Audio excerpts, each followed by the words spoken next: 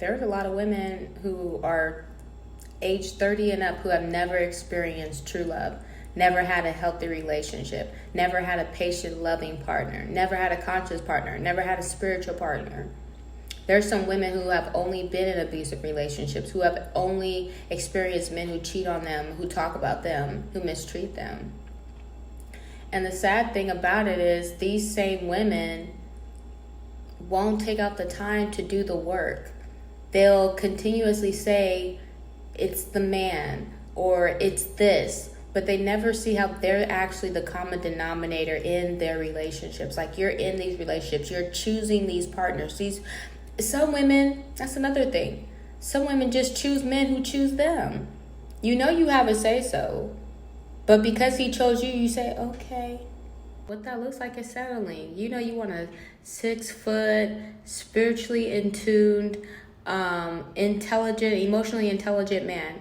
Yet, because this other 5'2", illiterate, financially irresponsible man has hollered at you and you're single, you start talking to him and you know that he's not in alignment with what you want in a man, yet you continue to talk to him and you grow an attachment. It's not a connection, it's an attachment, because you know deep down inside this person does not meet your standard and that you had to lower the bar so that they could meet the standard. So technically you're unhappy with the experience, with the circumstance, with the relationship, yet you're staying. That's an attachment. You're attached to your expectation. Hope is the anchor that keeps you bonded to someone that you don't even want to be in a relationship with.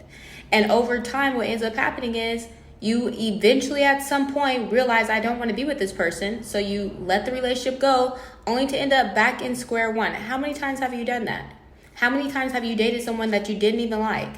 How many times have you been in a relationship with a man that didn't meet your sexual needs, didn't meet your emotional needs? How many times are you going to continue to do it? And you live in a space of denial because financially he might do it for you, but other than that, he does not even meet 50% of what it is that you're asking for in a relationship. And so that's denial. Telling yourself that maybe it might get better, that means you don't actually like him. That means you want him to change, actually. That means you're not happy with the circumstances. That means that you want a greater version of him. And honestly, is he willing to meet that standard? How long has it been? And I wouldn't be in a relationship with someone that I wanted to change, because that means I don't actually like who he is. I like the potential. I like who I want him to be, not who he is. I would like him to change, actually. That's everything that you're saying in that statement. Being in alignment, trusting the process. Trusting the process looks like when you go to college and you sign up to become a doctor, you're not going to start taking veterinarian classes. It's the same thing when you say, I wanted this type of man who's financially responsible, who has emotional intelligence, who's spiritually attuned, and then you date the guy who doesn't know anything about spirituality, who is financially irresponsible and illiterate.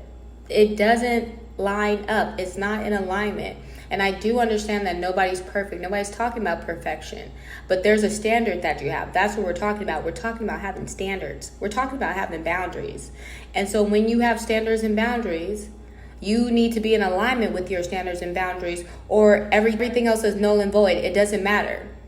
You know you can have what you want if you just stayed in alignment. Kind of like you can get that degree, that doctorate degree, if you don't take classes that aren't in alignment with getting a doctorate degree. It's the same thing. You got to walk the walk and not just talk the talk.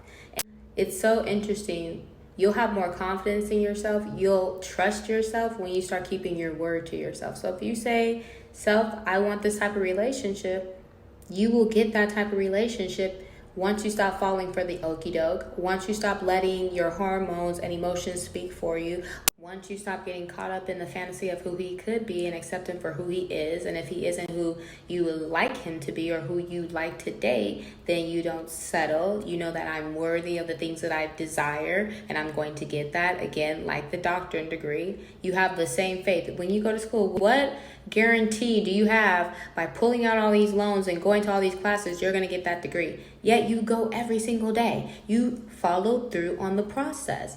Why don't you do the same thing in your relationship, in your romantic life? It's really the same process. You just have to actually be in alignment with yourself. You have to be in alignment with your relationship goals and not settle. And guess what? Someone who meets those goals is going to come along. But if you're occupied by the wrong boo, you can't get the right one. Once you stay in alignment with your standards and your boundaries, you'll get that relationship of your dreams or your ideal relationship.